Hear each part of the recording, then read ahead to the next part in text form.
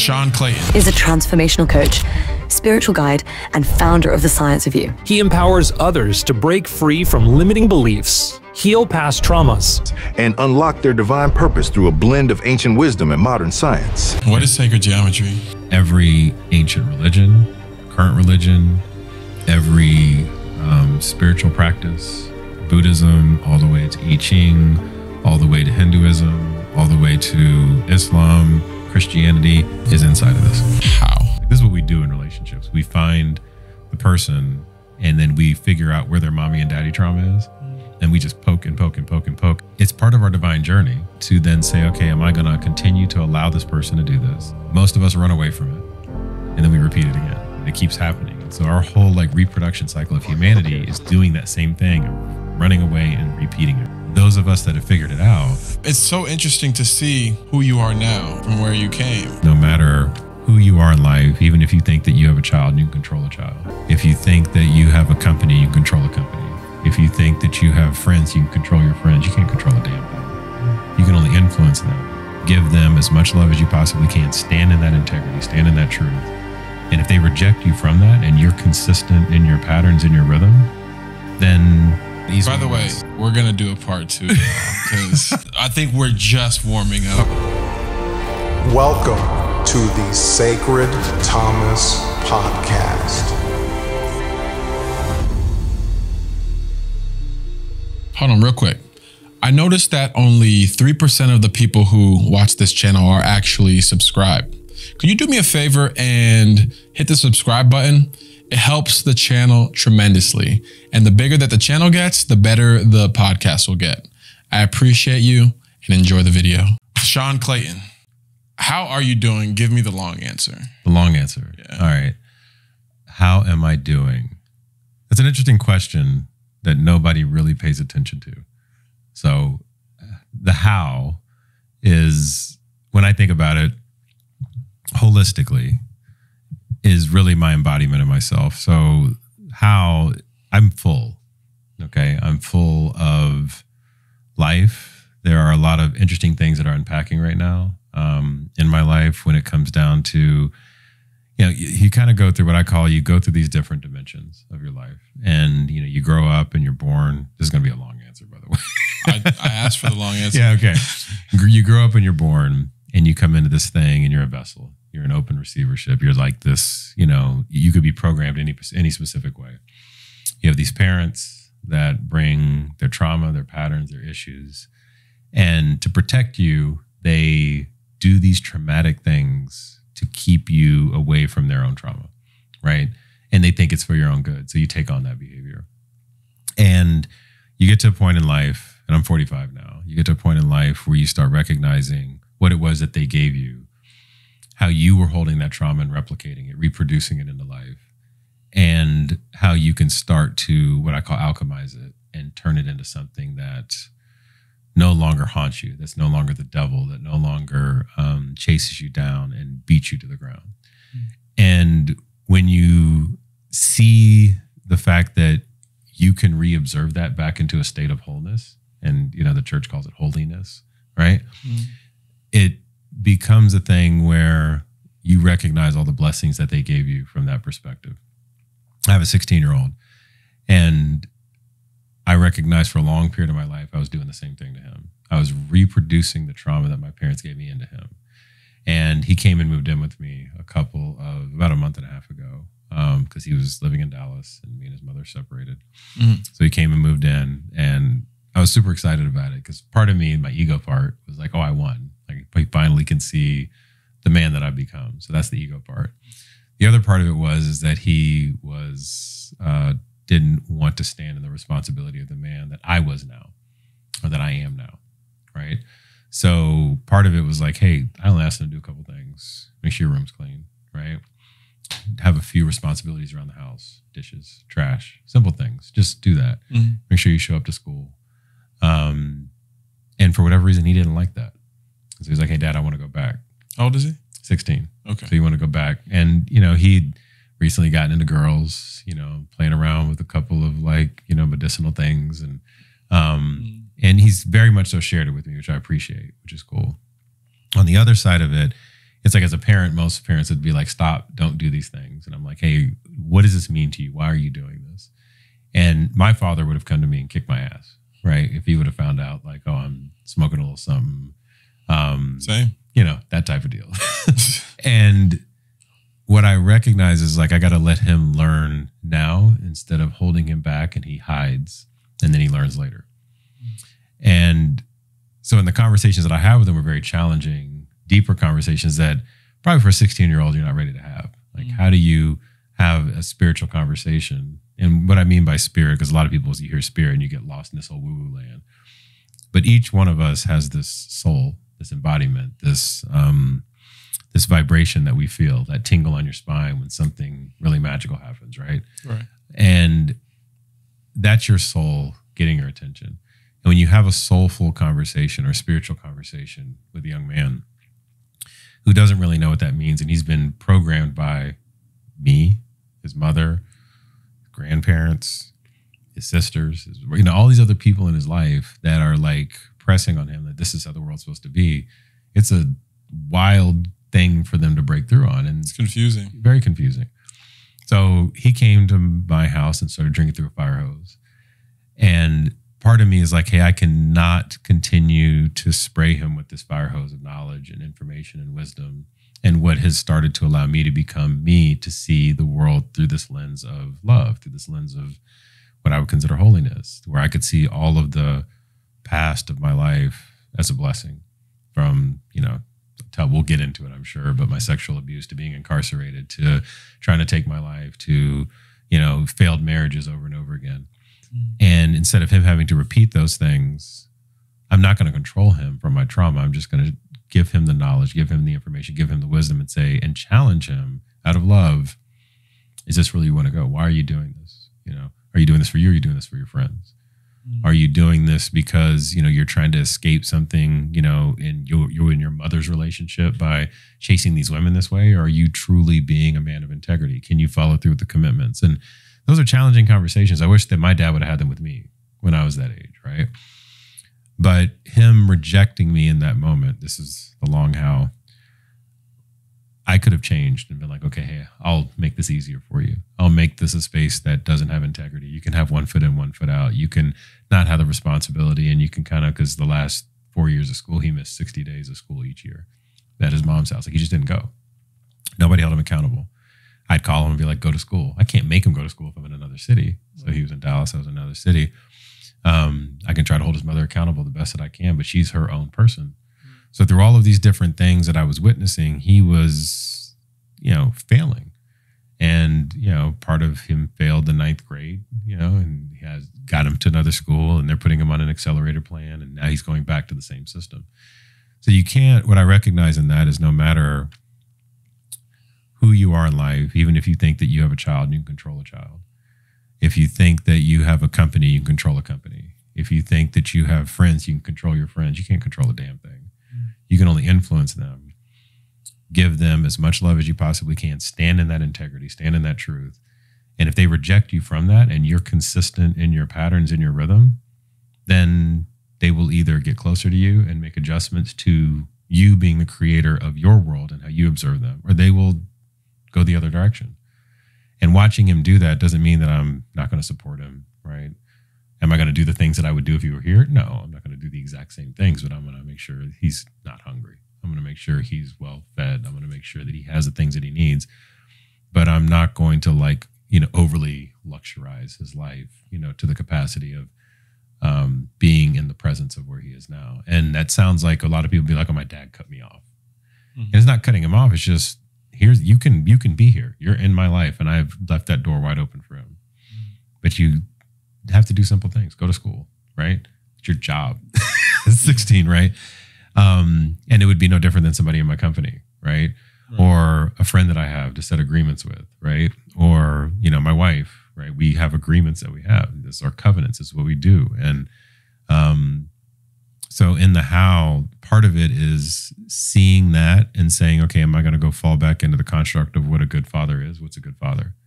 Good father isn't me folding to what my kid thinks is right. A good father is me being there to love him, keep the doors open, and guide him out of love, no judgment. no anger. I wasn't even angry. I was like, hey, I love you. If you want to go back, I'll take you back. If you want to do these things, we'll go there.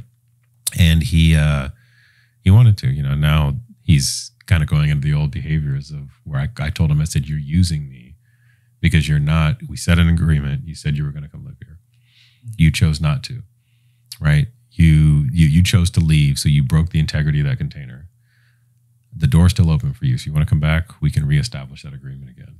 Mm-hmm. But for him, he said, I don't want that anymore. So what feels good is the fact that I was able to stand in that integrity when the guilt of how I grew up when my father wasn't around, the guilt that I have around what society told me a good father should be, the guilt, those feelings of guilt, because I don't feel guilty, but the feelings that you have that kind of creep over your back, it's like, oh, that little thing on your shoulder that's whispering and saying, oh, you should do this, you should make it easier for him.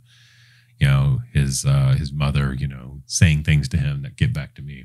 All of that, it feels good to know that I can stand in the integrity of myself no matter what comes, and take that judgment, take that criticism, take that opportunity for alchemy and stand in abundance. And what I've seen since he's left is the most beautiful things come into my life.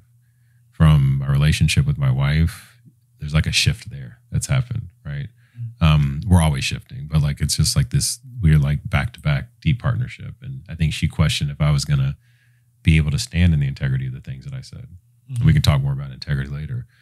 If I was going to be able to hold him accountable for the agreements that he said, or was I going to fold because of, there were points in my life when I was incarcerated and I wasn't in the first 3 years of his life. So I felt guilty about not being there. I was been playing makeup ever since. Mm-hmm. Or when I decided to move to New York to pursue my career in marketing and advertising, and I would come back. I was still upholding to my my visitation schedule, right, with him. Come back every other weekend, 2 days a week. And I would literally fly back and forth to see him. Mm-hmm. But I felt guilty of not being there when like he had a game or something that I would miss on an off weekend or whatever. So I was playing catch up, and now it's like, hey, I opened the vessel, I shifted my life, I changed that container for him, and now he rejected it. Mm-hmm. And so when you do that in life, are you going to go backward? And it's like what they call in the Matrix. Are you going to go back, take the blue pill and jump back into this thing again and be the old version? Or are you actually going to stay in a true abundant state and then let him become his whole self? Mm-hmm. And no matter what happens, if he were to stay, if he leaves, or if he goes down some really weird path that he could possibly go down, he's going to end up at the same place. And that same place is his most abundant self, no matter what. If he stays, then it happens probably a little faster. Mm-hmm. If he leaves and he's like, hey, I really want to live the life that my dad was going to give me, and he's going to have to get a job, he's going to have to be responsible, he's going to have to be integrity of somebody else, right? Because this was his job here. That could be his job there. If the other one is, hey, I'm going to fuck off life. Yeah. At some point, you're going to, like I did, crash to the ground, and then you're going to wake up and be like, okay, I got to be in integrity in my life. No matter what happens, you end up there. Mm-hmm. I'm just 45 instead of maybe 25 doing it. Right. So long answer, yeah, but that's how I'm doing right now. That's how you're doing. Okay. Wow. There's a lot to dissect there, man. The way you describe it, it seems like you got a handle on it, very calm, very easy to talk about. Is it hard to do that? No, not anymore. It would have been. So hard is, the word hard is only it's only a perspective. Yeah. Right? It's not a reality. Okay.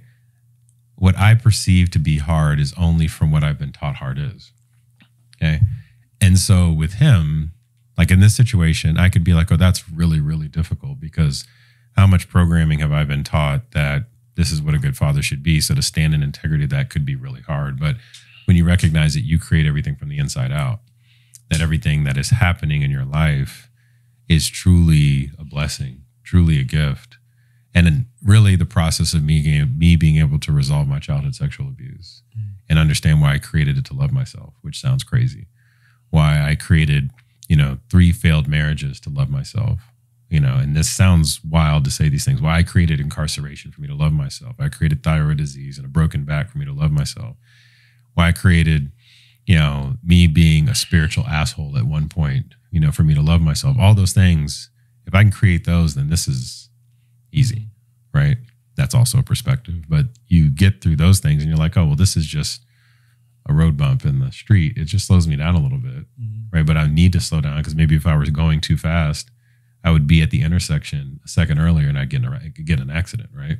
An accident in my life and my spiritual journey, in whatever it might be. So all of these things are divinely architected for me to be able to receive information, to initiate myself into my most whole state that I could possibly be, whatever that most whole state is, and be absolutely perfect in those moments and recognize that if everything's okay, everything is love.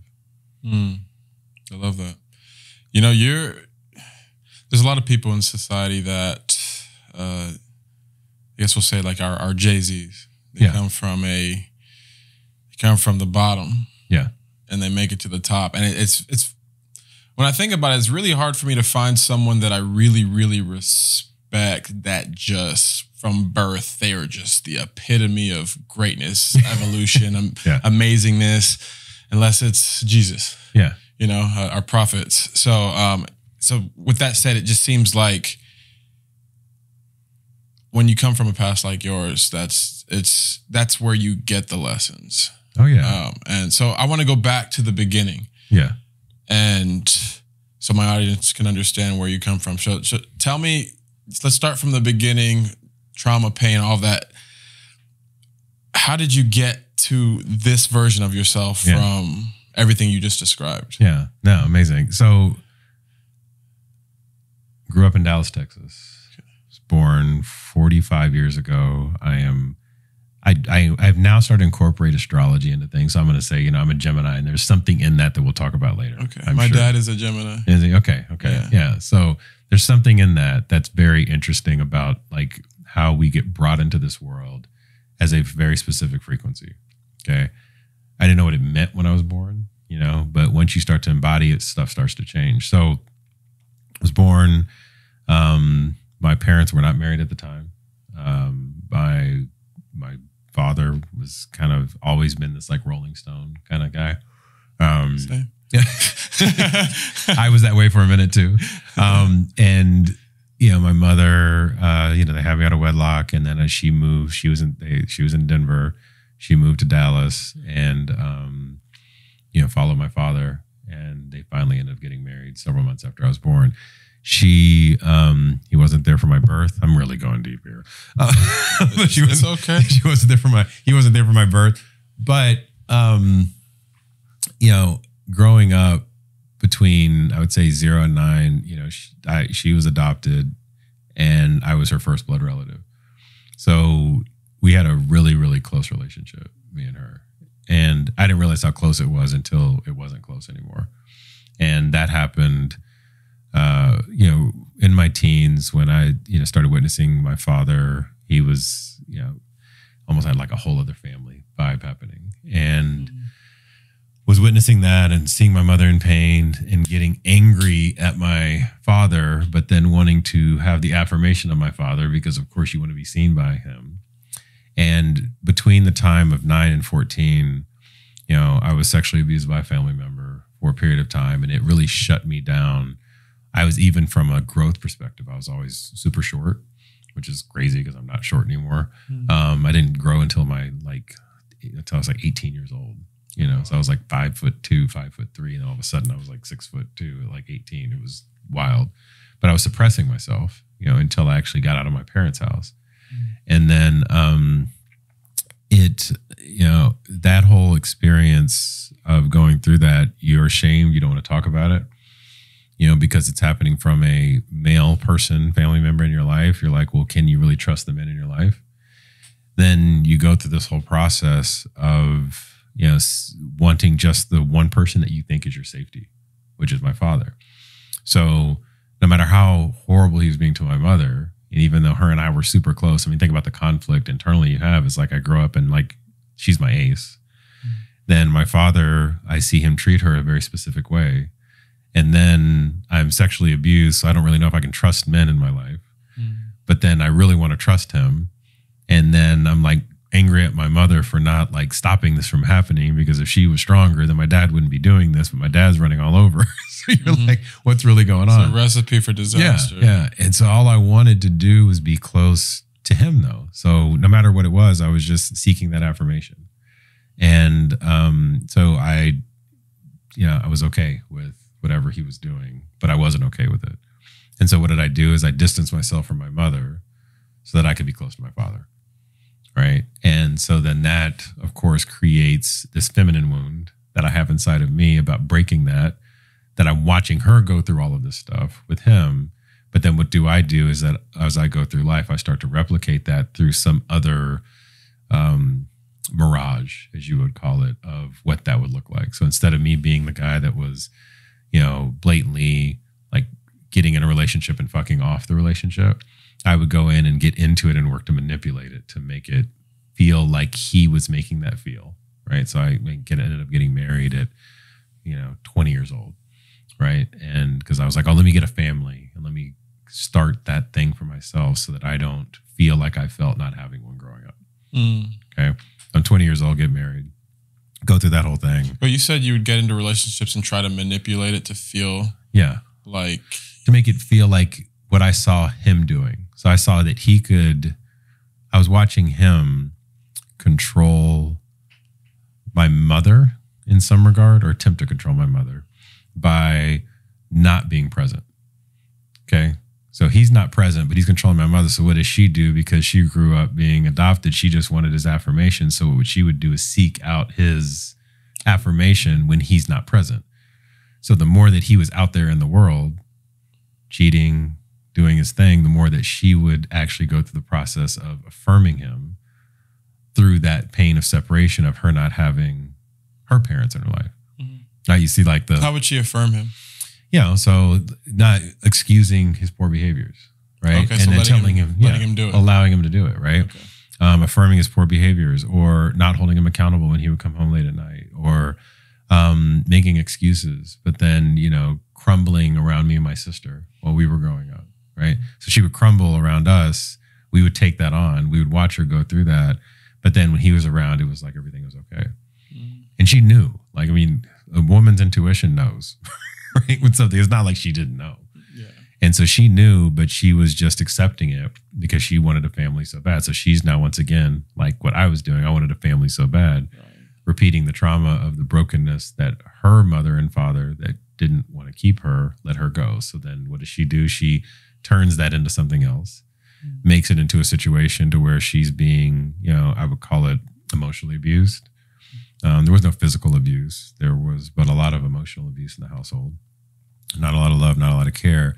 And then what I do is I go do the same thing, just differently. Yeah, like so you did that it. when you got married. Yeah, I did that when I got married. Yeah. And so what I would do is, do things to create these, control mechanisms, like just not be present, right? It could be there, but not be present. Create these vacuums, in order to have the other person feel like, like they started to clamor and affirm me. And my whole life going from being sexually abused, what do? You just want to be affirmed and seen by people, high school, straight A student, 15.90 on my SAT, great athlete, got a full ride track scholarship, all the stuff that I was doing in order to make sure that the world affirmed me. So I would do those things, and I could do the same thing to manipulate the person in my life. So then you get married to somebody in a relationship, you find their weak parts. Like this is what we do in relationships. We find the person and then we figure out where their mommy and daddy trauma is. And we just poke and poke and poke and poke. And do you think we do it consciously?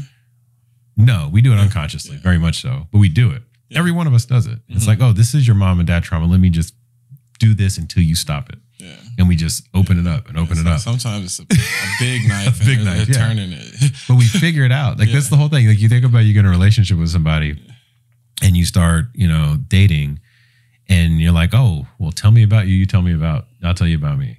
And then you guys tell each other about each other. Oh, well, this is what's wrong with them. Let me see how much I can like open that up. And are they going to stick around? And if they stick around, then they love me. That's the conditionality around it. So that you do those in these relationships and you keep twisting the knife over and over again. And you open up this crazy fucking vessel of pain. And it's part of our divine journey, right? To then say, okay, am I going to continue to allow this person to do this? most of us run away from it, and then we repeat it again. And then we run away from it and we repeat it again, and it keeps happening. And so our whole like reproduction cycle of humanity is doing that same thing of running away and repeating it, running away and repeating it. Those of us that have figured it out, which we're all getting to the point of doing that, we're like, hey, I'm a change agent. I'm going to stop this from happening. I'm going to take responsibility for everything in my life. And then that whole twisting of the knife stops happening because you recognize that you created everything in your life from a source of responsibility, and you no longer are running from it. You're standing in it. And sometimes that's painful for a bit of time. But once you stand in it long enough, just like the conversation we had about my son, what'll happen is there's a stillness there. Mm-hmm. And then that stillness, people start to adjust themselves around you, and they're like, oh, I want to be closer to you. I want to get further away. Mm-hmm. And then you imagine like a puzzle piece, like a puzzle. Not every piece fits at the same space with everybody, right? And then they start re-architecting themselves across this puzzle. And so the sky goes to the sky. Doesn't mean that it's not part of your picture. It's just becoming the sky, right? The ground becomes the ground. The house becomes the house. The dog becomes the dog. Like, and all these pieces just start to architect themselves so the picture looks harmonious instead of like chaos, right? And so for me going through this process with women in my life, which was built off of my emotional trauma, seeing my mother and my father do what they were doing, I just kept repeating the same thing over and over again. And that was a big feminine wound that I was carrying with me about not being able to see and recognize, one, what my mother was going through, and then loving what she went through enough to understand that it was a journey that I had to create for myself in order for me to be a balanced man. Does that make sense? Dive deeper into that. Okay. So you had to create, knowing what she went through, you had to create the journey to become a balanced man. So, meaning repeating what she did, or me repeating? So every one of us has masculine and feminine energy inside of us. Okay. And, you know, obviously for me, I had, you know, the whatever feminine energy that I had inside of me was wildly violated when I was sexually abused as a child. So I shut that down. When I shut that down, my relationship with my mother shut down. Okay. In addition to that, what I then started to see is this misogynistic father who was out there cheating, lying, and doing all these things. Then I looked to emulate that. Not balanced, right? So I created a situation, you know, and there's these things I talk about, these hermetic laws I talk about, or laws of the universe, but there's this thing of polarity. And so you have like this duality and polarity happening in your life. I shut down the feminine aspect of me. I went and then started to chase after this overly masculine aspect of me. I was a runt at the time doing this because I was shutting off my own growth pattern because I wasn't receiving the ability to grow. Feminine is receivership. So when you think about feminine, that's the receivership. The giving is the masculine. So I was giving, looking for affirmation, but not really receiving it. So I was giving so much of myself to the world, straight A's, athletics, but I was small doing it. So I was taking this little tiny package of a human being, trying to throw myself in the world as much as I possibly could and get feedback. But I really wasn't receiving it because I shut off the feminine version of me, right? And it doesn't mean that it's like when you talk about feminine, it's not like, you know, I'm just this girly guy running around, but there's just, can you receive? So I wasn't receiving. And so in the relationship with my mother, like me being able to heal that and me being able to say, okay, all of this stuff that happened in me seeing her, me going through the sexual abuse and being able to actually receive that that was a situation for me to understand how horrific the rabbit hole could really go, even in the recognition of the pain that she was going through. So I always look at things through correspondence. My mother was being cheated on. My mother was adopted. My mother was rejected by her family. Oh, now her feminine aspect of all of these things that she was given, she really didn't receive. She didn't even have the chance to. Okay.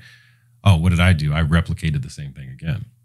So now I go out there and I go and, you know, I didn't go out and like get, you know, hey, somebody sexually abused me. But at a young age that happened to me so that I could learn how to receive. Not in that situation, but I could say, okay, I can take the situation, no longer look at it through a lens of pain and suffering, which shut off my ability to receive. Right? Heal that within. Forgive my assailant. Understand that this person's dad shot himself, right? So he was going through something as well. So what did he do? He's like, he shut off this whole like, fatherly aspect. And so he just became a person that was out terrorizing. And then he took that out on me. So that if I understand that, well, then why did father shoot himself? Then you can keep going down the whole thing. But at least I understood that he had his situation. And then once I could forgive that, then it opened up my ability to receive. And now I can be a balanced man because I can receive and I can give at the same time, right? And in relationships, if I can't receive, then what are you doing is you're looking for some feminine avatar, some woman in your life that will take the place of this receivership that you're not in. And you can't even mimic that with her. So then what ends up happening, if her whole concept is safety and feeling safe and feeling grounded and you can be a presence, and you can't even be that for her because you're out there trying to find all these other women to fill that receivership gap because you can't fill it for yourself, then you're filling in and pulling in what I would consider are these, I don't call them broken women, right? But women who also have that same trauma pattern. How do you, as a man, how do you open up to that receivership? Yeah, that's the hard part. We don't have a lot of examples of this in our life, right? I would say, even in stories like the Bible, they've made men overly masculine. Jesus, for instance, was like a balance of masculine and feminine energy. Okay. Going through like a very tactical process of it. If you, like, for instance, what was happening with me for a period of time is the type of woman that I would attract would be either overly sexualized, right? They would be overly affirming. They would have some trauma pattern inside of them that we would like do this parental thing and try to like jab at each other to figure out how to solve it. And it would start out like really, really red hot, and then it would blow up all of a sudden. Like it was like this thing. It was this very specific pattern that would happen over and over again. And what I recognized was that at the time, I didn't recognize shit. It was like, oh, this is great. Like you can go out and have these like amazing experiences. And I know that my relationships last about this long. And then that's it. And I'm probably never going to get married again or whatever it might be, And so I would go through these like rhythmic cycles of this thing. And, it would always be this type and they would always have these same issues and the same thing. Well, if that's the case, then it's just some program that I've created for myself. And for me, being able to recognize that and solve that is, that's the challenging part. It's a level of awareness that you have to have. And most of us don't have that awareness because we're consistently in this like fight, flight, hide, or freeze situation. We're working to survive and not thrive. So one of the ways that you move from surviving to thriving is what I call a big window of consideration. Are you altruistic enough to be able to give of yourself? Can you consider yourself first? And not in a selfish way, just in a way that like when you consider yourself first, you think, am I truly taking care of myself? Am I truly loving myself? Am I still enough to be able to look around me and say, I can take full responsibility for everything in my life and I can consider why it was all created out of love?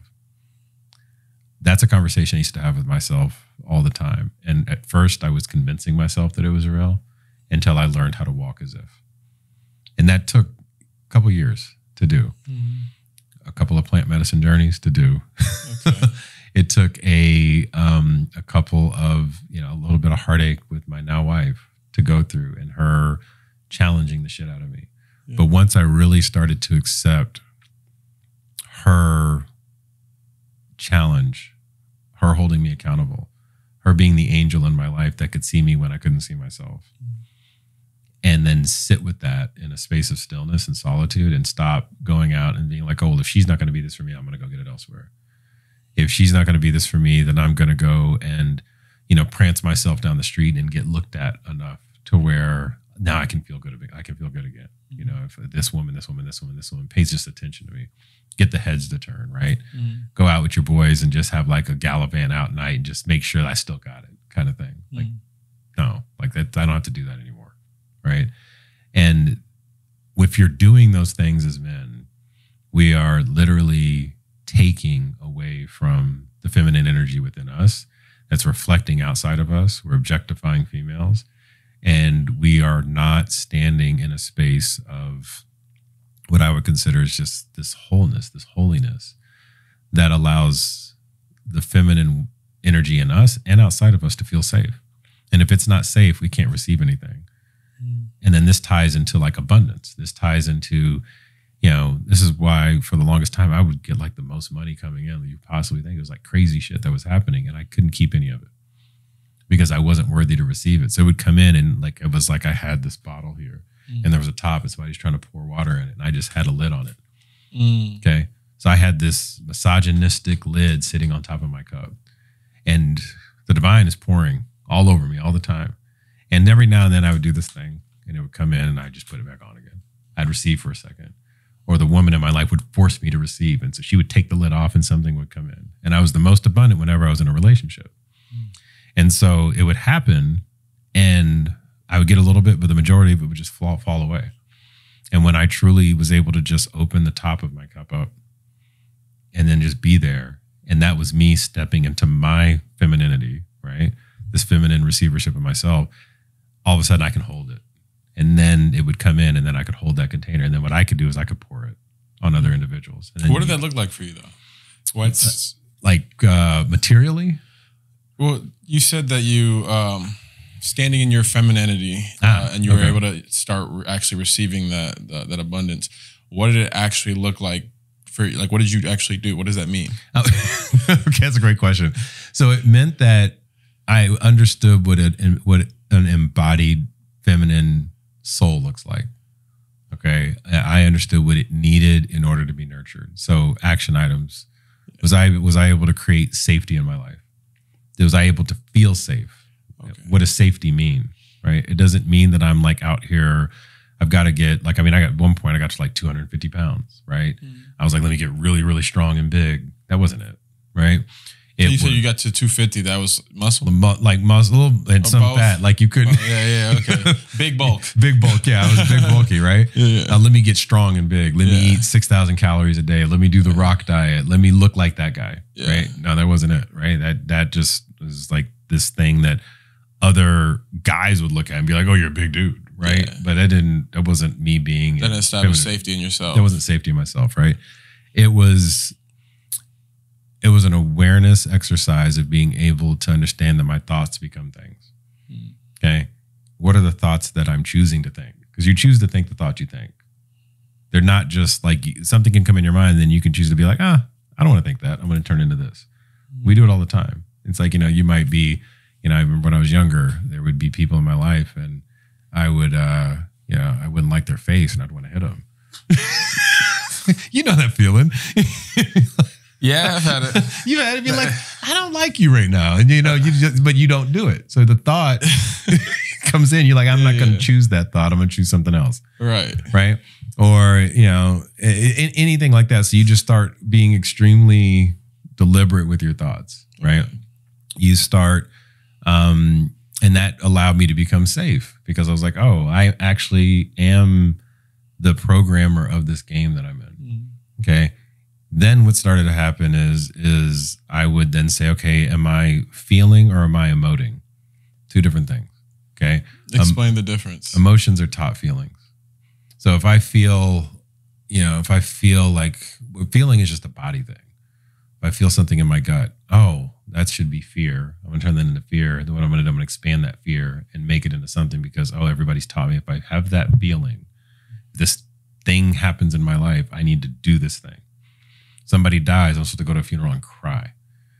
If somebody cheats on you, I'm supposed to get angry and vengeful. If somebody tells you that you're ugly, I'm supposed to get mad. If somebody calls me a nigger, I'm supposed to respond a very specific way because that's what I've been taught. Somebody calls me a nigger now, I'm like, thanks. Like, what the fuck are you talking about? Like, thanks. This is on you. You're hurting yourself more than you're hurting me. Whatever brought you that energy to call me a nigger. Yeah. That's you, bro. That's not me. Like, why am I going to take on your pain? Yeah. Right? And then if we as all black people did that, all of a sudden racism starts to go away. Because essentially, like, I'm not going to take on the pain of somebody else's issues because they can't stand in whatever race that they are and whatever frequency that they were created here to be. They just don't like themselves, so they put it out on somebody else. Right. So when those things started to happen and I was able to shift that energy for myself, I was able to change that, that understanding that emotions are just taught feelings and I can choose what I'm emoting, right? And I can truly feel in my body what this frequency, this vibrations, what these feel like. Am I overly in my head and I'm getting headaches all the time, right? Am I having stomach issues all the time? Well, that's a feeling in my body. I'm supposed to feel like these things are happening on purpose, right? There's a period of time I got asthma because I wasn't in my breath. I wasn't in my heart. I wasn't breathing. I wasn't taking consideration of what was coming out of my mouth. I had a thyroid disease. I had my thyroid fully radiated because I wasn't using my voice from a time when I was sexually abused all the way up until in my 30s. And then at which point, it turned into Graves' disease. It turned into it literally shut down my body. And then I got super sick. And so once I started recognizing when I feel something, I need to do something with that feeling. I need to move that feeling on. And so what I do now is I'll take the feeling and then I'll figure out what that feeling really means from a divine perspective, right? And there's a bunch of teachings out. You can study this. There's I Ching, there's Kabbalah, there's all of them say the same damn thing. There's gene keys, there's human design. But if you go deep enough into them, and nobody has time to do this, but if you're listening to this, there's a way that there's some actual simple paths to go through. But what I studied when I got into this was that every one of those feelings every emotion that we've been taught has a complementary divine energy associated with it. So like shame and guilt, moves over to strength and love, right? So if I feel this, I can immediately alchemize it. This is me becoming strong and standing in love. So the minute I have that feeling, that taught emotion, I just move it over into this divine energy. And then I just learn to work that game. What's the action items of actually catching it and moving it over to strength and love or something like that? So that divine energy. Is it, do you recognize it, you become aware, feel it, and then what do you do from there? Yeah. So immediately there'll be an emotion. I'll be like, okay, where'd this come from? Well, I got this emotion from my mother and my father. They used to act this way. So that's just a taught thing. All right. What do I do with that? Is it trying to get me to survive? Like a gunshot goes off. All right, maybe I should run. Yeah. Right. Cool. I'll run. If it's, something goes a little haywire at work, or let's say, for instance, my wife gets mad at me and she's raising her voice. Well, I can sit in that. Like I can choose to not run away from that. Now, do I have to act like my father acted when my mother yelled at my father at the period of time? If that ever happened, because it didn't happen a lot. Or I see it often on TV. So I watch a TV show. Well, this is what you're supposed to do when you get yelled at. You're supposed to yell back. Well, no, I don't have to do that. So I can look at that and say like, okay, well, I learned this from this system. Do I need to replicate that system? If I replicate that system, then what happens is I'm just expanding the chaos. So my thing is, well, let me choose not to. And then I just make the choice at that moment in time to say, am I going to be the system or am I going to be Sean? It's kind of like living consciously versus unconscious. Exactly. Yeah, 100%. And then I just say, all right, well, I'm just going to choose Sean over the system and then see what happens. And every time, like without a doubt, every time I choose me and the opportunity to be a victim, then it shifts. The person is like, wow, fine. All right, well, let's stop arguing. Let's stop being chaotic. Clients all of a sudden just shift, right? Like, I mean, it's the wildest thing to see friends, are like, well, I was trying to fight with you, but this isn't working. And they just stop, right? It's just the wildest thing to see. So that's that exercise. And so like, if I feel like, oh, I'm getting a little heady with this, and I'll get a headache or I'll feel it in my throat will get scratchy. You just feel it in your body. And then you just turn that thing into a divine feeling. I have a playbook that actually allows, people to understand, well, if this happens, you do this next. Real simple. And if it's on a Monday, then you do this thing. Because every day of the week has a specific code inside of it of what to do on those days. There's a reason that, there's the Sabbath and like all the stuff that we've been taught inside of like the Bible, the Quran, the Torah, all Abrahamic religions. There's the 7 days of creation, very intentionally. And there's something to do on those days from a frequency perspective that when you do those, it makes the flow from the divine come in, and then you're like, it just becomes easy. Yeah, I definitely want to actually get to that 100%. Yeah, we'll get to that. But I mean, when I asked you about, when I asked you about the beginning. Yes. We got to you getting married at 20. Being married at 20. Okay. And, no, we veered way off. Yeah. No, it's all good, man. Yeah. Because it's so interesting to see who you are now from where you came. And I just want to go along that journey. So you get married once at 20. Yeah. Let's go from there. All right. Married at 20, quickly divorced, and ended up graduating college, going and getting a job. First thing out of school, worked at this medical staffing company. And once again, still in my whole rhythm of affirmation. So let me just outwork everybody. So I outwork everybody. It was a literally phone sales job, $30K walking out of school, get on the phones. And I'm like, oh, okay, I'll just outdial everybody. So most people do 100 phone calls a day. I'll do 600. And so I would just like outwork the shit out of people, and was like the fastest to vice president. Was making a couple $100,000 a year in my first year out of college. How old were you? I was 22, 23. Yeah, it was nuts. So I was like, oh, affirmation. I'm gonna need to know how you went from that to being incarcerated. Yeah. No, we're getting there. So I was making a couple $100,000. Life was good. I was attracting all kind of interesting, feminine energy in my life. And I ended up meeting my son's mother at the time. And, she was looking for safety. Safety meant money. There was this young, very impressionable, and she was older than me, black guy. I was like the only black guy at the company. It's like 1,000 people. And, I guess that was her vibe. But, we ended up dating. She had 2 kids, and I saw those 2 kids as a version of me. So I saw them when I got in their life. Their whole lives changed. I was like, oh wow, I see these kids. They were like having issues in school. I come in, no more issues. They're on time. Things are working. Stuff is good. And then it's like, oh, if I leave, then I left the old version of myself. So I can't leave. So out of guilt, I stayed. We ended up getting married. Very challenging relationship, but tried to make it work the best that we could. And the thing that saved me was prison from that, because, really? Oh yeah, because I started a company in the midst of it, with very close family friend member who helped invest in the company. They were running the back end of the business, still staffing. I was running the front end of the business. He ended up doing a bunch of stuff to embezzle some money. Disappeared off the face of the map to Africa. This was like in 2008. So before like banking and stuff like that was really tight as it is now. You could play paper games with checks and stuff, and he just disappeared with quite a bit of money. I ended up getting hit with the case because I own the majority of the company, and did some things to work to rectify that and made it worse.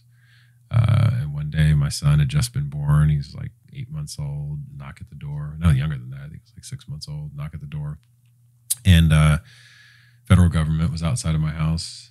They came in, asked me what I did. I told them the story, about like, hey, this happened. I tried to fix it. We kind of fixed it, the whole deal. And they're like, no, like this is a problem. And I was like, well, I didn't benefit financially from this at all. Like, what happened is, the whole deal that gave the money back to this, it's like a whole hospital thing. Yeah. Gave the money back. I just needed it in order to pay off like this bank that the money got stolen from, like I was working this thing, and they're like, well, it's what you did in order to do that. Cause it was like, I hacked the hospital to send emails back and forth in order to validate so this guy didn't lose his job. Anyway, yeah, there's a deeper thing into that. But that led me into federal prison. And they said I had 3 options, after they left, because they left. They said, you'll hear from the U.S. Attorney's Office. You could either plea out, you can fight us, but you already told us everything. Because I never got detention when I was a kid. I wasn't a bad kid. Not bad, but I wasn't a problematic child. And so I ended up, basically like pleading out, because it was that, or I helped him find, the other guy, and wasn't a thing, right? So like I'm not a bounty hunter. Like I don't know how to do that. So ended up spending getting sentenced to 46 months in federal prison. Spent 2 years and 10 months in there. Completely changed my life. You know, got divorced in that process. Didn't spend the first 3 years of my son's life with him. This is where I learned digital marketing, oddly, right? Not in prison, but before I went in, I was in the halfway house and learned to like sell cars on the internet and got really good at it. And I got a bunch of books when I was in prison and read them. So as things were coming along, when I got out, I did it again. And then I started making really good money selling cars, you know, like, you know, 10, 20, 30, $40,000 a month selling cars, which was great. And that helped, you know, accelerate me into this marketing ecosystem, and then started working for some of the biggest agencies in the world. So like Omnicom and WPP. So Omnicom, like they run all the marketing for like Disney. WPP runs the marketing for Google and Coke and Nike. So I started working in those places, and it taught me a lot about, you know, marketing and customer acquisition strategies and all this other cool stuff. So that kind of led me down that path. And the only way to do that was then to move to New York, which was why I kind of followed my career in that case. And then even in that window of time when I got out, a close friend of mine who was kind of like a high school girlfriend, you know, her and I got together, and I got married again because I still hadn't solved my trauma issues, right? I just was, so that was like number 3, which is freaking bananas. And, you know, and it wasn't, you can only love somebody to the point you love yourself. 100%. I didn't really love myself, but I was looking for somebody else to love me. And so you just create these same rhythmic, weird patterns of chaos. And, you know, over that window of time, ended up going to New York, wasn't fully divorced yet, but I ended up meeting who I would consider just the angel of my life, who's not my wife. And, you know, she, you know, didn't like me at first. Yeah.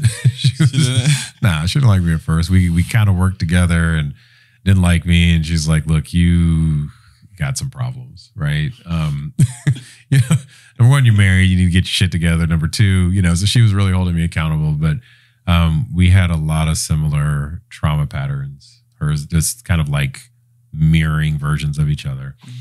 So we got each other from that, and we just like had this really cool drink one day. And that started, I would say, the spark that ignited the flame. We worked to try to figure out each other's mommy and daddy issues, and we did. And over about 4 years, it was me being 1 foot in, 1 foot out. Loved her to death, but I didn't really know as much as I could love myself. And then we ended up having a split. And in that window of time, I just went on this like crazy spiritual plant medicine, because she actually opened the door to the journey for me. She's like, you need to meditate and do some other stuff. Get out of this whole dogmatic religion thing. And even though that had served me for a period of time, it also kept me away from me. It kept me looking at whatever this God in the sky is. It kept me chasing after What this. religion? So, I mean, I grew up AME, you know, like it was African Methodist, Episcopalian, it was black church, Christian church deal. Felt Baptist-y kind of thing. You know, white gloves on the hands, you know, vibe, go in, you know, the ushers and everything. And, you know, my grandfather's name was on the church. Like it was, you know, it was very indoctrinated into my process. And she, you know, but I was chasing the God in the sky. I wasn't chasing the God within. I was chasing, you know, the white bearded Jesus that, maybe that, I don't know. Nobody knows what he really looked like. There's no picture, but I was chasing that thing, right? I was chasing after, there's only one way, one thing to do. This is what it is. And there is some truth in the teachings that we can get into if we want to go into that. But it's also one of those deals where she was like, look, you need to just find yourself. And so when we started to really go into it, she taught me meditation, showed me some other ways to look at life. And that took me off in my spiritual journey. That was like, she was my red pill, right? If I were call it the Matrix, and candidly saved my life. Because I mean, even I had suicide attempts, and, you know, even tried to slit my wrist, all kind of crazy stuff. And so she opened those doors for me, and really was, I mean, she's my angel, like that brought me through. And that whole process of her being able to see me before I could see myself, you know, that's that woman's intuition. She could see me before I could ever see who I was. And she was like, I know that you are my person. You just don't know you're my person. And she told you that? Oh yeah. Our first kind of date is she's like, I'm here. She's like, I'm here to keep you safe.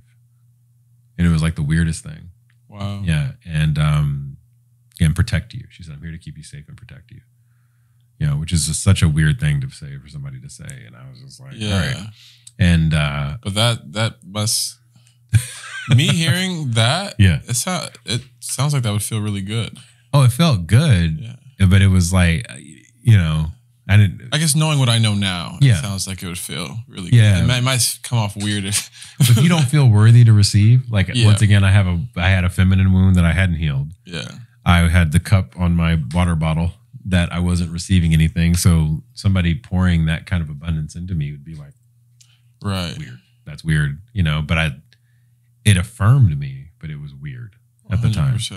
So she's, you know, here to protect you and keep you safe. And I'm like, all right, you know, and then we just kept going on the path and we started to just figure out all of our issues, all of our problems. And we were cleaning each other's mirror. But what we really needed to do is clean our own mirror. Mm-hmm. So even though we were cleaning each other's mirror, every time you clean it, you make a streak. And then you get mad at the streak, then you clean the streak. And we kept doing this thing to each other. And eventually we got to the point where, it was just like we had to go do our own internal work. And so we had a split. We both did the work. I was not great at it because I just went off and I was like, oh, well, let me just go find more attention. And then eventually I was like, that's not the thing. So I did a bunch of meditation retreats, a bunch of plant medicine, probably too much. Well, there's never too much, but I did a lot of plant medicine from mushrooms to iboga to 5-MeO to all the things. And that whole process led me like on one of my final journeys when I did this iboga stuff, which like paralyzed me to the ground. It's like this African root you take. They call it the grandfather, or call it the father. They call ayahuasca the mother. I did that too. And they call iboga the father. The father was just like surrendered me down, and all I saw was her in these visions. And so it was like her over and over and over again. And I'm like, okay, apparently she's my gateway, something about that. And I thought it was just her, but it was more about she was this, I needed to learn how to receive. I needed to learn how to be in my femininity. I need to learn how to break this whole bond of this trauma pattern that I had. And it took a few more months. Then I went through this thing called the Hoffman process.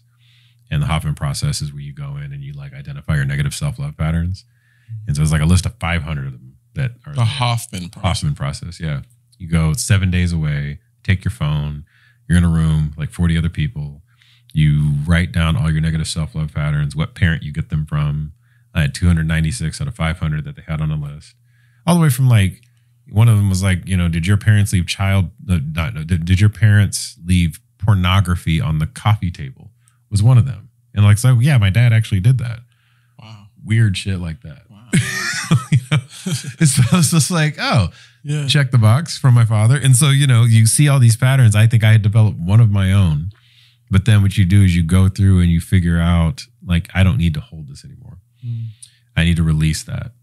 Right. And you go through this, like, you release it somatically, you release it emotionally, you release it psychologically, like you release it intellectually, and you release it through all these different layers.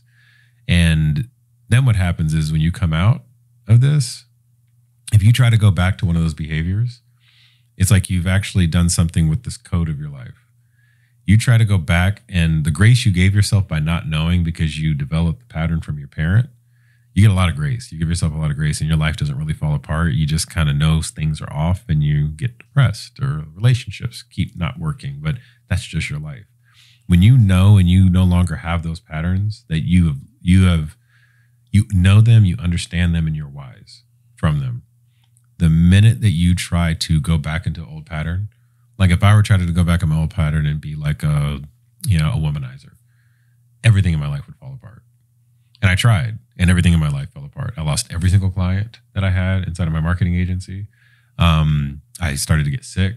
My back issues came back. Like I have 2 fractured vertebrae, came back like that. When I did slip my wrist, I lost all the feelings in my hands. Mm-hmm. The feeling went away again, because now I can feel. Whenever I'm in integrity, I feel. But when I'm not in integrity, my hands go numb. It's like an indicator of when I'm not being the person that my whole self. This happened after the Hoffman process? After the Hoffman process, if I don't walk that line of integrity of truly saying, hey, these are my mom and dad issues. Yeah. Let's go ahead and build who Sean is and let that go. Yeah. If I don't walk that after that, the whole illusion, this whole world literally crumbles on top of me. And every person that I've seen go through that, when they don't walk in integrity, their world falls apart. After they gain that level of awareness. Yes. Okay, that makes a lot. And you could do it through Hoffman. You could do it after this video. After somebody watches this podcast or listens to it, it could. If you start saying, "Oh, I got that from my mother and my father," it's the greatest gift you'll ever give yourself, but the greatest curse you will hold yourself into if you don't walk in integrity of your knowing. Okay. Then there's no excuse. Then it's like it's you looking in the eyes of God and saying, okay, screw you, God, I'm not gonna listen to you anymore. You know, I now know that you gave me a gift. Because then you start recognizing it's a gift that you gave yourself in order to understand how to love. So God, you gave me a gift, but you know what? Fuck you, I'm gonna go back and be this again. You then become the antithesis. You become the fallen angel. You become the devil in the eyes of God. And then when that happens, the hell you live in is the hell of your own creation, not the hell of the creation outside of you. So you and your that's so crazy, man. But it's I say it's crazy, but I'm really listening intently, and it makes sense. It's wild. That's the freaky part. Yeah. It's actions equal and opposite reactions. You know. But so you and your wife split. Yeah. And we weren't married. You weren't married, so you were dating for 4 years? We were dating for 4 years at the time. And then you split. For how long did you split? We split for about 9 months. Yeah. About 9 months. 8 to 9 months. And we kept weaving in and each out of each other's life. Like no matter where we go, we end up in the same city again. Like live is the weirdest thing. So it was like in Hancock when they come back together. It was like that thing, but we didn't destroy each other when it happened. But we kept coming back together and integrating back with each other. It was weird. Yeah. Yeah. But she was meant to heal certain parts of yourself. It's the reason I'm going back to that. It's just so interesting. We both have a mutual friend, Preston. Yeah. And Alexi's role in seeing him. Yeah. And them building what they've built together. 100%. It's just interesting to see your story with your wife and how she's helped you. Yeah. How's your wife helped you? How's your wife helped you heal? How's your wife helped you become the person you are today? Man, so she, once again, like I said, she saw me before I could ever see myself. And she's a Pisces. And so she feels things and she intuits things way before they ever come. Right. And, she's, what they call a mutable sign. So like there's different signs in astrology. And so she has this thing about creating change. Like she is a change agent. She will stir up the dirt in order to then say, okay, the seed that you're going to plant is going to grow and you're going to hold yourself in integrity of that. And it's like it was a tough love for a long time. And I used to see it as like, why in the fuck is she being so hard on me? Right. I don't understand this. And at the same time she was being hard on me, there was this other version of her that was like, the most exciting person to be with. So I was like, oh, I'll take this to get this. Right. And so for me, it was, I'll take a little bit of what I call at the time, the pain in order to get this pleasure. And I used it as an excuse to rationalize why we were together at first. Okay. And then I recognized that she was actually just holding me accountable. She was just loving me before I could love myself. And then once I started to see that, what ended up happening is it started coming together. So then it became this balance thing that wasn't her trying to kick my ass. It was like, just walk in integrity. This thing over here goes away. Okay.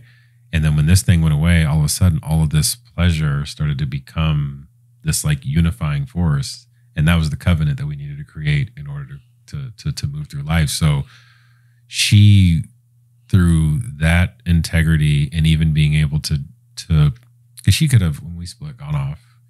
She's a beautiful woman, gotten anybody in the world, like it's, I definitely was, punching way above my weight, as far as it relates to her. But her whole process of the way that she loved herself in order to love me, it's almost like she sacrificed parts of her to save me. And, now it's my turn. It's not sacrifice, but she gave up parts of herself to save me. And now it's like, she's going through her process now. And my thing is, let me just make this as safe and as grounded and as whole as it could possibly be, because she's always been at the door knocking. She's always been there, and she's held it open for so many people. But then she walks through for a second, and she's like, I need to hold it open for everybody else. That actually makes me think of, so there's a clip that went crazy viral that I posted, and it was Alexi talking about how she saw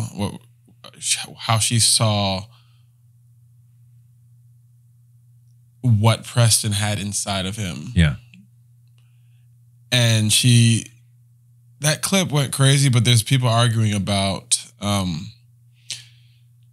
women. They say that women, what they do is they take on a man like that just for their man to leave them and cheat on them or something like that. There's a lot of that going on. Yeah.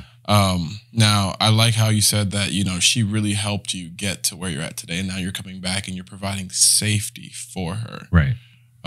So can you talk about how you are helping her walk through that door right now? Oh, 100%. Yeah. So, her and I are business partners too. Okay. So for me, a lot of people are like, let me create this church and state. Let me separate my wife from these other things. And she's in everything that I do. Okay. Do you think that helps 100%. her feel safe by doing that? It's the process of informing and honoring and integrating. So the informing, it's like, hey, here's what I got going on in life. For the longest time, what a lot of men do is they don't tell their spouse, their significant other, their partner, whether you're homo or hetero, you're not telling your other person, like, hey, here's what I got going on. So, some of the things that have been triggering more recently that come up are like, hey, we end up from a long time ago, like we had some people come in and I had told them some things about our relationship back then, and they started to like bring them up again. And because I didn't inform her of these conversations that I had had before, it triggers. Okay. All she wants to do is be informed. Hey, babe, like I had these conversations with these people 4 years ago. They're coming into town. I don't know if they're going to bring them up or not, but I want you to know just as much as they know. Right. So her thing is that, the energy, what I recognize is that the feminine energy is about understanding. It's about seeing the future, and it's about receiving the future. Okay. And if there are things that are happening in their life that keep pulling them back to the past, they are fucking miserable. Okay. So if I don't inform her about the stuff that has happened before, then she can't stay in her intuition. She can't receive what's coming. She can't be her divine being because she's now over here meddling around in all of the chaos and the destruction and the things that I've left behind. So a lot of people, and I did a lot of work before, I would just forget about the past, step into the present moment. You'll hear that in spirituality a lot. Just be present. Don't worry about the past. The past is gone. It doesn't matter. No, it matters because other people feel it still. Other people have emotions tied to it. She has emotions tied to the asshole I used to be. The man of integrity, the lack of integrity that I used to walk in. So if her emotions are still that way and I don't inform her of what's happening or what has ever happened, and something sneaks through the door, all of a sudden it's going to rile up and she can't stay in her intuition. She can't stay in her divinity of herself, her whole self. So informing her is extremely important, right? Making sure that, I stay as a person of, full integrity with her. Okay. And that everything I say I'm going to do, I do.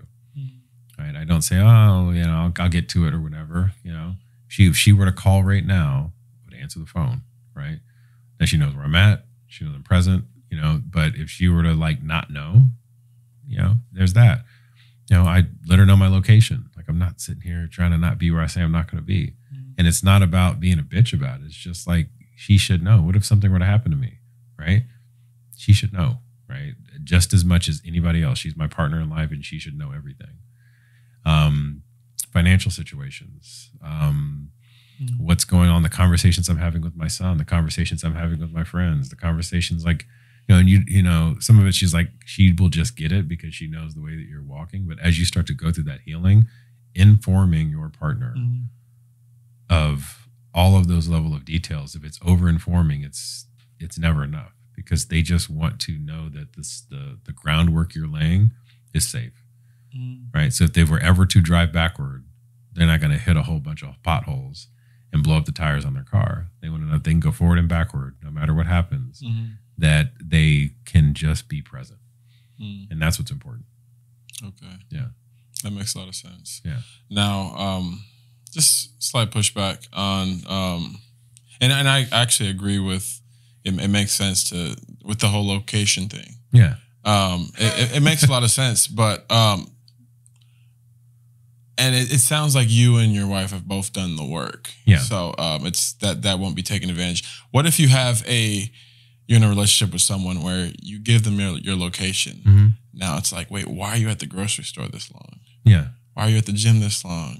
Then they over-analyzing your whereabouts at all times. Yeah. You get what I'm saying? Yeah, 100%. So how do you prevent that? Yeah, I mean, well, here's the thing. As you go through your maturation process and your growth process in a couple, and say all of a sudden, I mean, because this did happen when I first, like, hey, here's my location. Why are you at the gym for, 55 minutes when I'm normally there for 45 minutes? Okay. I'm like, well, babe, the machines were taken up today and it's 5 o'clock and it's this time. And, that's a consistent answer. You want to come with me next time? Sure, I'll come with you next time. Cool, let's go. Let's work out together. You want to work out together? Call me whenever you want. I'll answer the phone. Like, I'm not going to sit there and like not pick up. Now, if I'm on a call, tell you I'm on a call. And for a while there, because we didn't have the trust, because I had violated the trust, I was like, I'd send her a screenshot of who I'm on the phone with. Here, I have nothing to hide. So as long as I have nothing to hide, me sharing is easy. If I have something to hide, then me sharing is very hard. Right? And I used to have a lot of stuff to hide. So when I would make shit up. Yeah.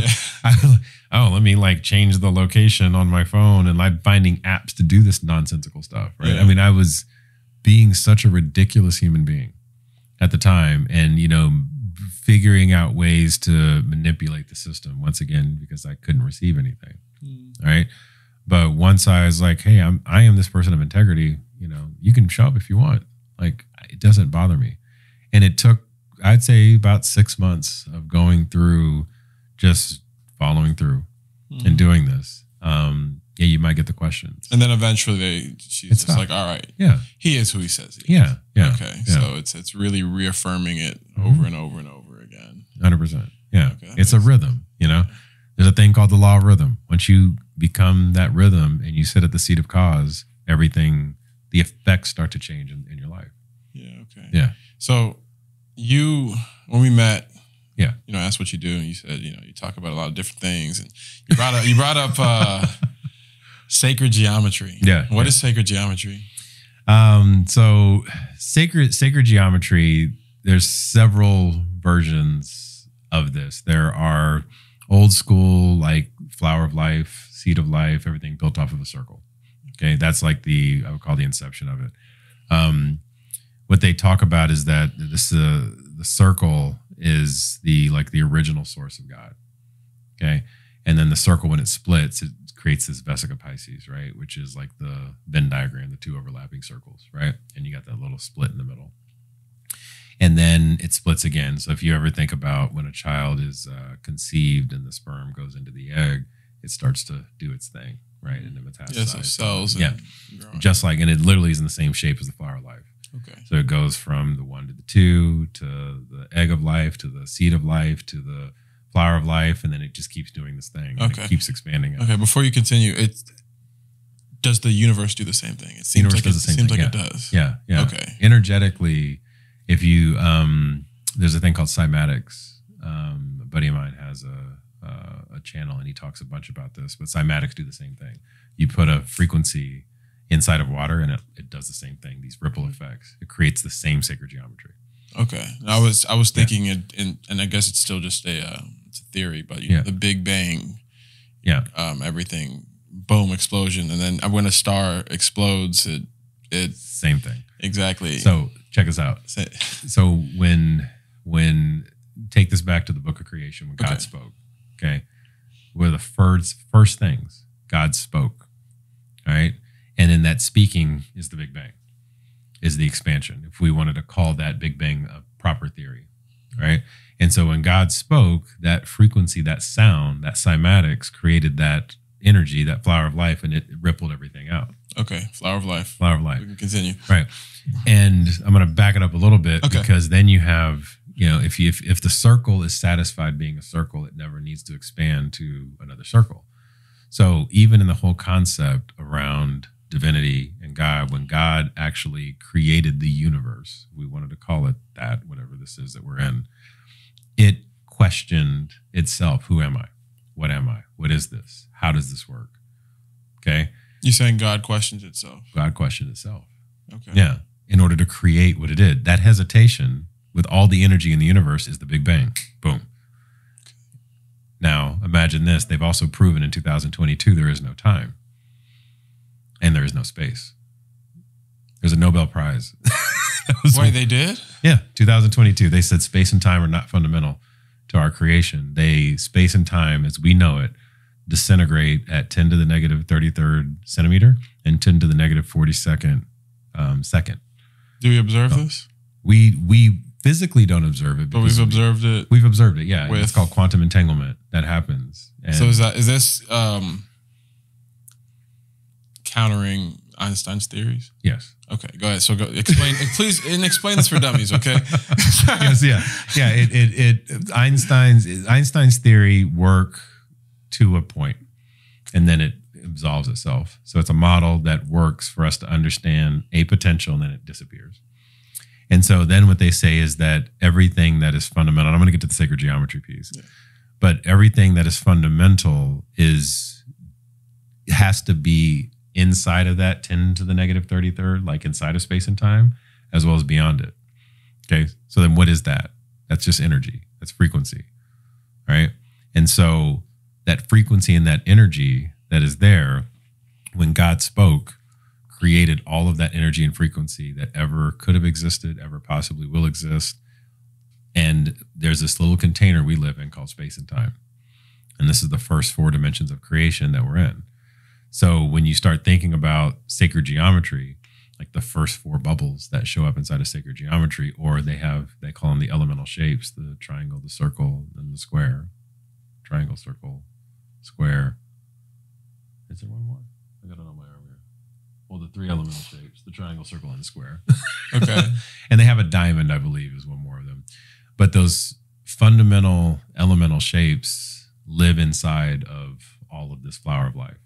Right. And they're estimations or approximations that help us understand like how to move through this ecosystem we call Earth and space time. Okay. We do it backward as human beings. We say, okay, the evidence of my life, this microphone, this, road board, my genes, they're very, very real to me because my senses have made me believe that they're real. Okay. And they are real to a point, but they also aren't because they're also part of our energetic creation. It's this like whole collapsing wave function into reality that's like, oh, this is consciousness and this is my experience as Sean Clayton, right? And so from that dynamic, and I'm taking this as slow as sometimes I can go bananas, right? Yeah, I know please take it slow. Okay. Because I need to understand it. I also want my audience to understand it. Yeah, okay. And so in the whole concept of sacred geometry, it gives us the construction of the universe, okay, in a very simple form. Most of us look at it and say, okay, this flower of life on my arm, right, I have tattooed here, that flower of life, oh, that's a really cool sign. I've seen it on wallpaper and carpets and cups and shows up in certain temples everywhere, every now and then. I don't know what it means, but it's code for us to remember how to work within this ecosystem. Every ancient religion, current religion, every spiritual practice, Buddhism, all the way to I Ching, all the way to Hinduism, all the way to Islam, Christianity is inside of this. And I could break the whole thing down for you. Like, it's nuts how it all works. Quick breakdown. Yeah. So like, I know. You got time still? What time is it? 2:08. Let's keep going. Okay. Yeah. So yeah, Brett, you said every single religion is inside of that. Inside of that. Yeah. How? All right. So check this out. And I can send you, maybe even put this up as a graphic. Yeah, absolutely. You. Okay. Have you seen the Tree of Life? So the Tree of Life is like this it looks like there's a circle at the top, and then it goes down and it has like 3 circles down, and it has this little thing at the bottom, and then it's like this tree. And it's this really we'll put up a graphic. We'll put up a graphic, yeah. And inside of that, all Abrahamic religions stemmed off of the Tree of Life. Okay. There's a book called the Sefer Yetzirah that was channeled by Abraham, and Abraham had sons that went east, sons that went west. He had Isaac, and the whole thing, and then sons that went west developed. This is all folklore, so this is a model. May not be a reality, but this is what I've been taught and what I've read and inside of all these different ancient texts. The sons that went east developed Hinduism, Buddhism, and all of this. Okay. The sons that went west developed, oh, that's my wife. You can get that. Give me 1 second. Yeah, for sure. Hey, honey. Hey, I'm almost done. I'm still in it. I wanted to answer you. Okay, what's wrong? I'm just trying to do all the things per usual. Okay, I'll be there soon, babe. Okay. All right, bye. We can put that on camera if you want. Yeah, that's fine. Yeah. Yeah. Just, just give me how much time do you have left? Let's go another like 15, 20. Okay. Yeah. Okay. Yeah. Explain this to me, and then I'll just do my closing questions. No, you're good. All right. Yeah. So the inside of the tree. So you had sons of what east. By the way, yeah. We're gonna do a part 2 because I think we're just warming up. Oh, we're just warming up. Yeah. This is okay. And so Isaac, it went off and then created Judaism. Judaism stemmed off Christianity. Judaism stemmed off Islam. Like the whole thing, boom, like came out of all this. And inside of this tree of life, it's instructions for how we walk down this linear path of creation. Okay. At the top of it, there's this thing called Keter. And Keter is where the light comes in. And Keter then balances down, and you have masculine, feminine sides of the tree. You have a balanced part of the tree. And at the bottom, it's called Malhut, where everything goes into the bottom. This is like what the Kabbalistic teachings teach. Like it's a whole thing. And it has 32 different paths that live inside of it. Okay. And inside of the tree of life, there's 64 actual spheres that are inside of that actual. So like this flower of life, there's 64 spheres. So half of that is the linear path of one person. Half of that is the linear path of another person. Okay. 32 and 32 make 64. Okay.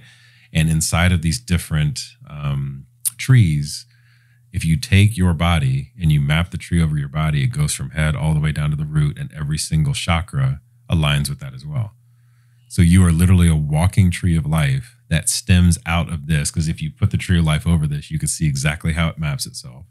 Okay, so your job is to take the instructions that were left inside of this sphere, like there's 64 different codes that you would go through inside of this, and your responsibility is half of it as one person, and the other person's responsibility is half of it as another person, which is why there are 2 man and woman get together, masculine and feminine, Adam and Eve. Wild shit, bro. Yeah. So you all have embedded code inside of you that once you come together, which is like the Jesus Mary Magdalene story, when they came together, she unlocked him. Okay. As much of a miracle worker as he was, if he did not have her, he would not have been him. Okay. Every one of us has a Mary Magdalene, Yadi Sarah, as they talk about in Buddha had his wife, right? Moses had his wife, black woman, nobody ever talks about her. He was in a ditch, she saved his life. Like it was a whole thing. Okay. And all of these different men were unlocked by these divine women. Even like the Anunnaki were unlocked by these women. They came down and like slept with all the freaking women here on Earth because it unlocked something in them to create this massive civilization, if we believe that that's a story, right? So there's all of this that's out there, that's code that's left inside of this flower that gives us instructions of how we should walk through this life. And Is each of our instructions different? Each of our instructions is a little bit different because the way that we were projected into this world at the time, like at the time you were born, there was nobody born at the exact same time as you, at the exact same place as you in the world. Nobody came out of your mother at the exact same time as you, at the exact same space as you. So that specific time and space that you're in, you are very specifically created for you to do a very specific thing. Your code is different than my code, right? But our code all leads to the same code. So collectively, as a civilization, I call it this, collectively, we are this like holistic messiah that are here to save humanity. And we all have very specific instructions. And when we know those instructions, we walk in this quantum coherence, this divine coherence. And then we have our playbook, our divine purpose that allows for humanity to come together. And so when you do that, then the puzzle piece starts to organize itself. And then the way that the all's intention was, God's intention was, the divine intention was, starts to lay itself out. And you become a piece of that. This is how legacies get left. This is why like the story of Christ is so palpable. And people, even, I don't care what religion you are, you've heard it, you know it. In some regard, there's something very powerful about that story because something he did left an imprint that even brought us to a 0 point of time. They weren't counting to zero. Literally, his life made 0 point in time. And then everything started spreading out from there. So there was something significant enough about that. I get chills thinking about it. Something significant about that opened up this container that we all started to organize around this. And even in dogmatic religion, that has put us in a perspective of where we like, oh, well, Jesus is the only way, right? Jesus never said that, right? He said, I am the truth and the light, and the way through heaven is through me. He was just saying each one of us has that same thing. The way to heaven is through us individually. Ourselves. It wasn't through him. I believe that. Yeah. So we have to find the heaven inside of us and then it shows up outside of us. And then when we collectively do that and hold each other accountable, then that starts to change. So the code that we have, like me being born in May and being, a lot of people don't subscribe to astrology, but me being born in May and being a Gemini, I have a very specific thing I'm supposed to do here. I'm a change agent, right? If you're born, let's say I'm Capricorn. You're Capricorn? So let's talk about me. Yeah. So, on a Capricorn here, I have an entire grid that I created. I want to show you this. It's nuts. I'll send you this too. Okay. It's wild. I just wanted that example. So to see if I can relate to it specifically. Yeah. So you're a cardinal sign. You're an initiator. Okay. So your thing is like you start things, you get things going. You don't integrate things. Your job isn't to integrate. Your thing is to actually get them going. So I've always felt that. Yeah. You are, you have a divine grounding, okay, because of the fact that you're an earth sign. So everything about you is to like be super grounded as an initiator. Okay. Like, I literally built this entire chart out about exactly how all this stuff works. Wow. Your purpose, the dimension that you live in this like first dimensional space. So you live in dimension 1. It doesn't mean that don't have the capacity to move through all of them. But once you master this one, you become enlightened. So like your thing is making sure that this like earthly spatial realm that we're in, right? Like this is why you do the photography thing, right? You do this whole, like you have a way with making the world show up a very specific way through light and beauty, all this, right? That's a gift. All right. And so when you can have the world see it that way and you can ground it and you can initiate it, your purpose is to find people in your life that are change agents that can go and like stir up the dirt so that it expands, right? Your other job in life is to find people that can integrate it so that that the roots go super deep with everything that you're creating.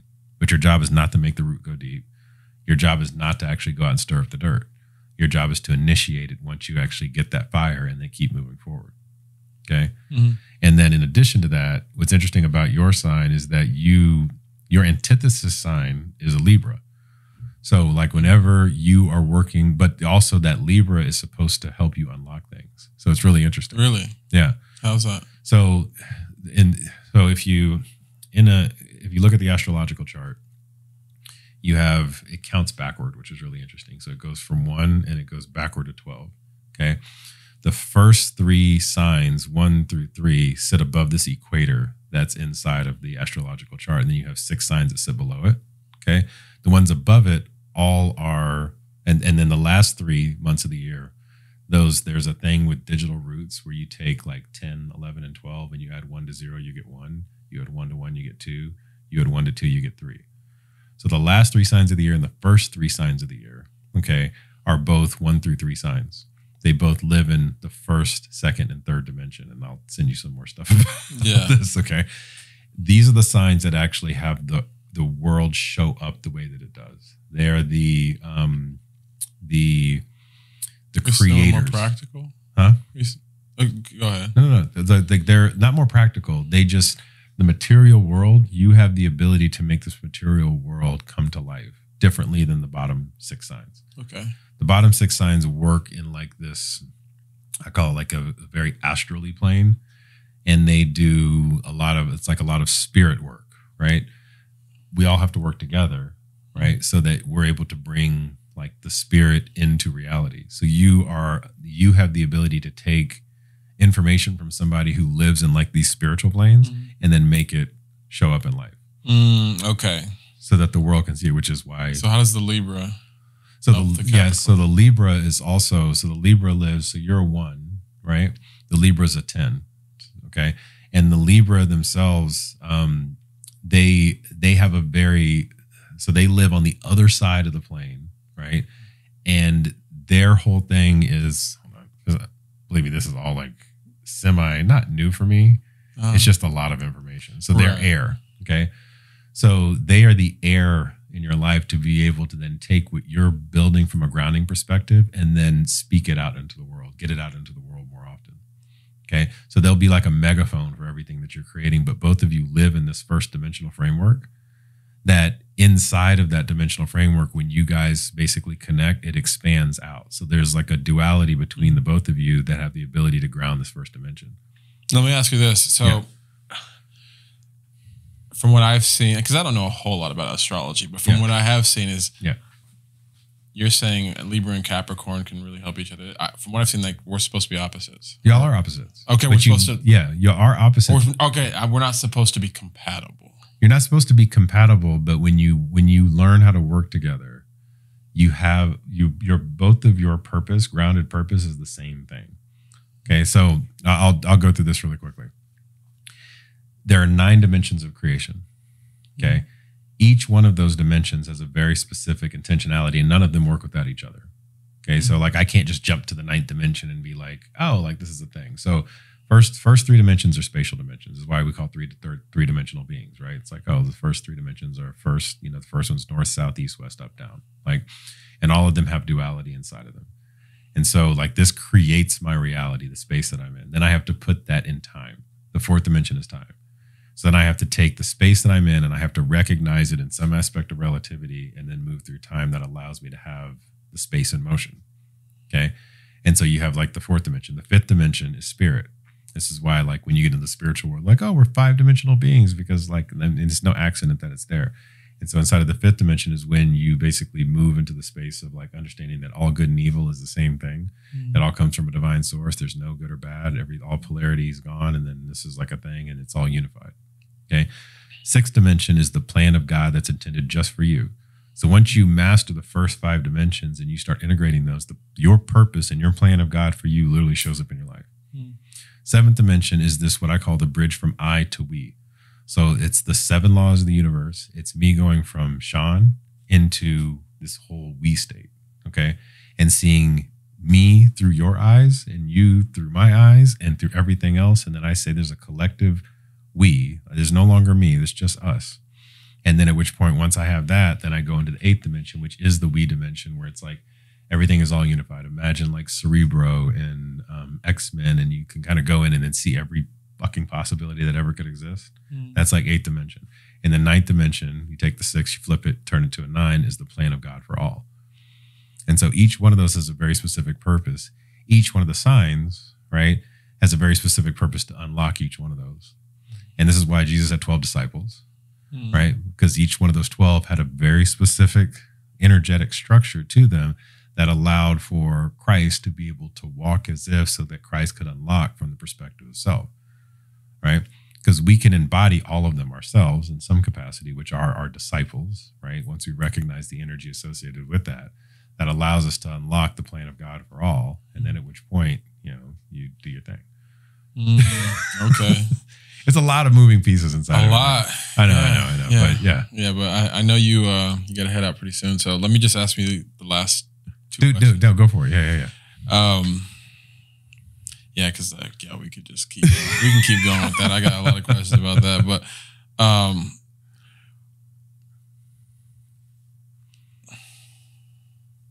do you? So you just launched a course. Yes. The stuff that you're explaining right now, because I haven't taken your course yet. Yeah. Can you learn it in your course? Yes. What is the purpose of your course? The purpose of the course is for people to understand that this world that we're in is very malleable, that we are the creators of everything in our life. It's for us to be able to see the code of our creation and then walk in our divine purpose for ourselves. What I'm finding is people are going through this and they're like figuring it out. They're like, oh shit, like I don't have to hold my trauma anymore. I can actually leave that at the door. I can start to become a cause creator of my life. I can see that, oh, I keep seeing this number over and over again. It means something to me. So we unlock all of that inside of the course so that people can, what I call, kind of read the tea leaves. Like you can read literally the code of your life on an ongoing basis and no longer think, oh, this shit's happening to me. It's happening for me. I'm creating it for myself.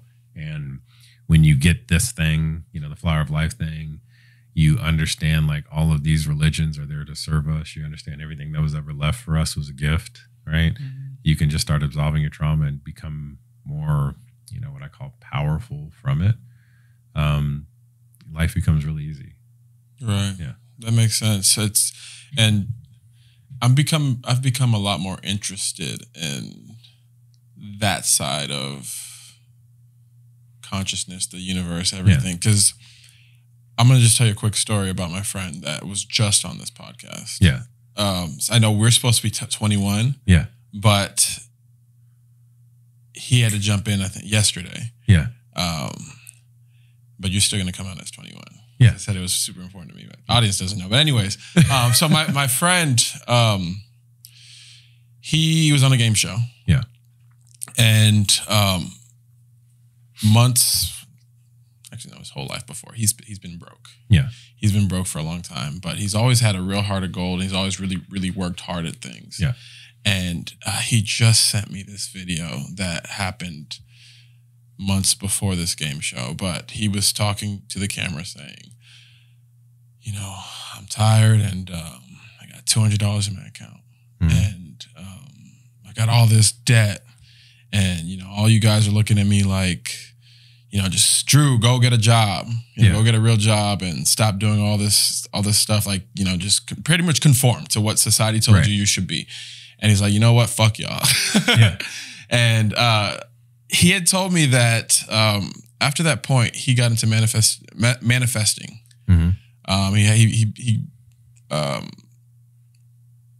He started a 10-minute manifestation journey. He was 10 minutes a day manifestation. And I told him just release what that was because once you get to the end, I'm like, something happened here.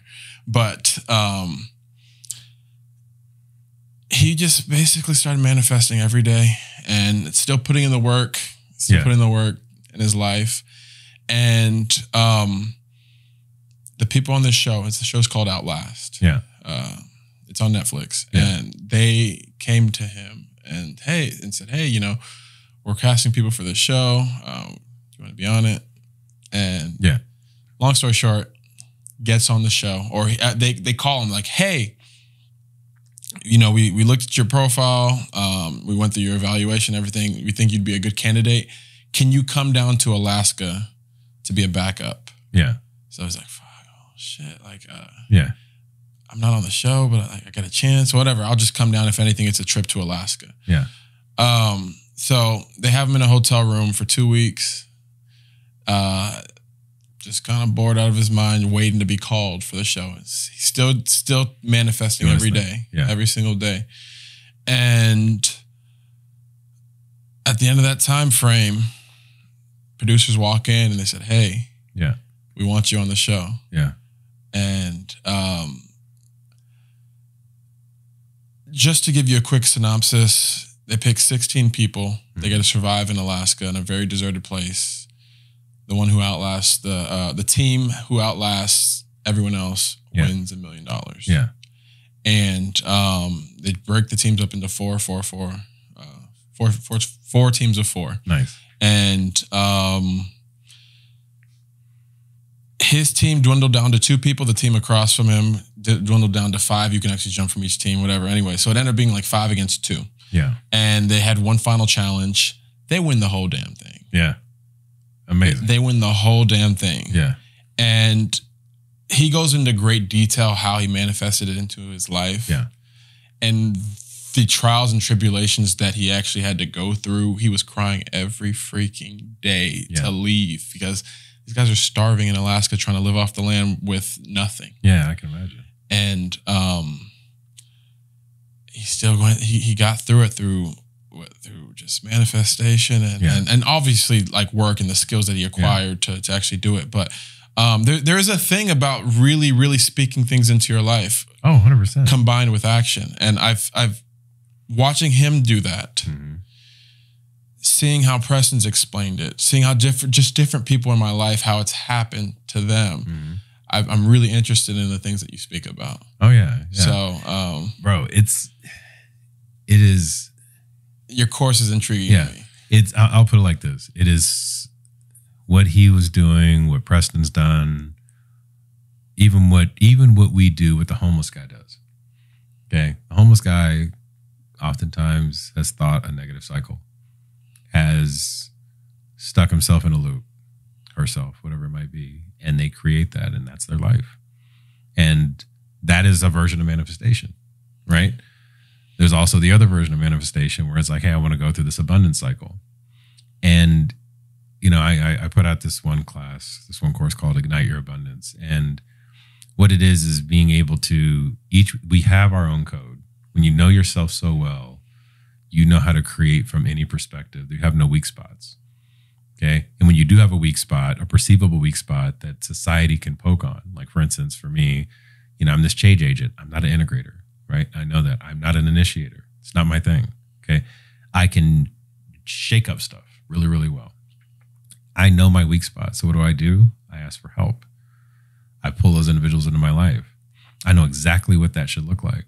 I know where my purpose is from a dimensional construct perspective around the energy that the divine has given me and how I can specifically walk through life because I'm unique in that. But when I start to recruit those other individuals in my life, just from the energetic signature of myself, they show up and they show up in droves, you know, and it's, you know, all of a sudden I have like 8 people named Matt in my life doing the exact same thing. Or it's the same person named Josh doing the same thing, or another. I mean, it's like the same name of people, same avatar starts to show up in like replicate. And like, imagine like the Matrix. It's like this, you know, the good version or the most harmonious version of Agent Smith starts to show up in like these different frequencies, and they're just there to like create the life for you. And then it just becomes magical. You know, and my thing is, I always say, go from manifestation to creation, because creation includes the we, manifestation includes yourself. And manifestation will take you down a path of it comes and it goes. Creation, it's always there. Right? So when we can create for the benefit of the all, start using, instead of I affirmations, I am, say we are. And when you do that, you take your past, present, future version of yourself, you incorporate it into who you are. You take everybody else that's in your life and you include them in your creation. And you never put anything out there that would ever hurt anybody, because when you say we, you have to really consider not only yourself, but every other version outside of you. And it becomes truth. And then the divine just rolls right into you. Abundance comes in like crazy, and you never want for anything.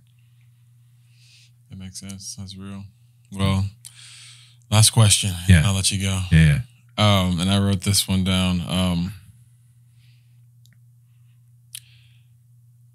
If this was your last opportunity to share a message with the world, what would you say? Dude, you should have prepped me with that one. What would you want everyone to remember? Or what would you want everyone to know or remember? That everything in our life was created for our holiness and our wholeness. There is no such thing as trauma, just the perception of trauma. All trauma was a gift that you gave yourself to become your whole self. And that we are at a time and space to where our collective ascension meaning us coming together, recognizing the gifts of each one of us, recognizing that we created each other out of love, is so important for us to be able to come together as a unified energy. When we do this, we will shift from space and time beings into spiritual beings. We will walk in a different frequency. We will know everything. Time will eliminate itself, but not in the capacity that we will lose anything. We will just start moving what I call interdimensionally in a space to where we are constantly enlightened and we are working together as this collective humanity that heals the earth, heals the universe, heals the galaxies. We start moving through this. We move through space-time as frequency beings, almost like aliens are doing right now. Like I truly think that's an evolved version of ourselves. Mm. And when that starts to happen, this coming back of the Messiah that they talk about, this fire and brimstone and all of that is gone. And we have this capacity inside of us when we remember truly what we are, and we can love ourselves so deeply that there are no broken parts of us, and that every broken part that we've perceived is really just our holiness. If that was the last thing I were to say, that would be it. I received that. Yeah. It's been so good, man. I appreciate you coming on. Dude, love you, man. Yeah. This is great. Love you too, man. Let's do it again. Yeah, we'll do it again. All right. All right, man. Out. Welcome to the Sacred Thomas Podcast.